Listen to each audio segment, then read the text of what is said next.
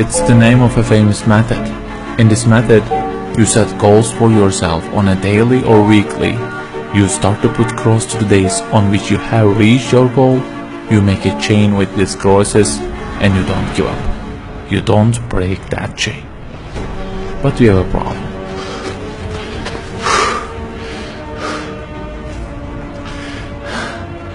Personal development specialists say that we should have goals. You know, they say like, don't sleep more than 6 hours, learn a language, finish a book every week, don't stop, always run, don't give up on your dream, don't break the chain. Okay, I don't object to them. I also have a table and put crosses on it every day and go after many goals, no problem. But you know what? They don't talk about the most important part of it.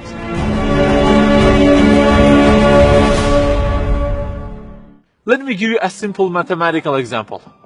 Try to imagine that you are adding numbers, and imagine that the numbers you have added up to this year is, for example, 35 in total, and you start from this year. For example, you will add 4 in this year, and then add 8 in next year, and it goes on. And there is an unknown time which counts down, and when it ends, you can't add any other number. Okay, you start the addition. Plus 4, plus 8, plus 7, plus 3. You add ambitiously, you keep adding and adding. Plus 6, plus 5, and okay, they say time is over.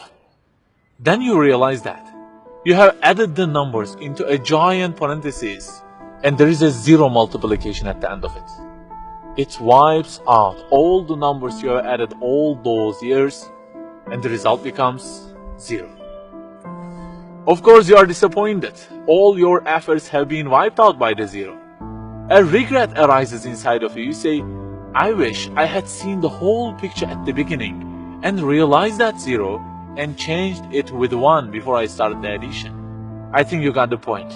Okay, guys, you may have goals for this year and afterwards. Learning a language, finishing a book every week, increasing your monthly income to $15,000, not sleeping more than 6 hours, etc.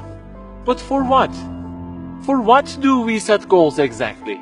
Why don't we break the chain? If it is just for a more comfortable or a more respectable life, remember that all this will already be 0 with death. The death will wipe out all of them. The person who knows English will be equal with the one who doesn't know.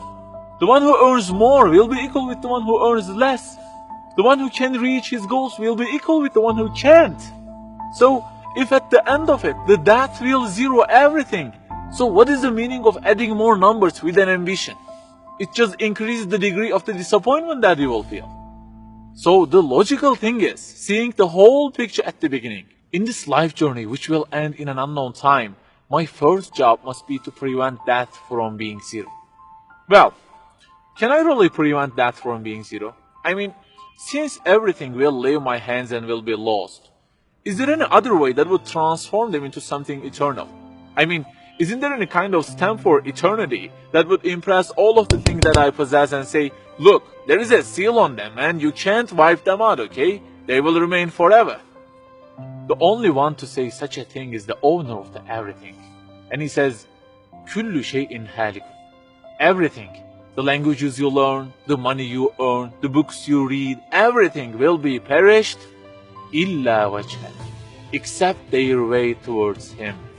So the Creator of our life says, if your intention is towards Allah, if the thing you do is for His acceptance, it won't disappear, it will be transformed into eternity in paradise. So, learning a language, finishing a book every week, being rich, everything, if they are towards Him and for His sake, eternity stamp being pressed on them.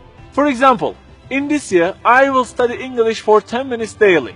For what? Because serving Islam in the field of English is so important, and I want to gain acceptance of my Lord with it. That 0 has turned into 1. This year, I will finish a book every week. Why? Because this is the way of being a more sophisticated person and serving Islam better, and Allah who is eternal will be pleased with it. Good news, that 0 has turned into 1 because now His acceptance is your intention. I aim increasing the income of my company to $150,000. For what? Because I will spend that money on spreading the message of the Quran to the whole world and the publications that would please Him. you have exterminated the zero because now your goal is towards him. We add and add like this through our lives and they don't end with death. People who seek Allah's sake in their actions kill their death. Death cannot zero their additions. If the thing we do is for his acceptance, it is not mortal. You may say, I don't really love him that much and maybe I don't really believe in him that much either. So how can I do everything for his sake? I don't even know who he is. My brother or sister, that's the problem. You don't even know who he is. And actually it is our first job in this life. Recognizing him, that's the first step. The more you recognize him, the more you love him. And the more you love him, the more you seek his sake in your actions. So learn about him. Who made you? What does he want? Why does he give you such a billion things in each day? Read, find out. Turning to zero into one is a lifelong process. Start at the point that you are missing and try to fix it. Like the specialists say, don't break the chain, but keep the chain to gain his acceptance. Run, but run to be eternal. An unknown time counts down, and before starting to add the numbers, the first thing you have to do is to remove that zero. Otherwise, everything you added will be wiped out.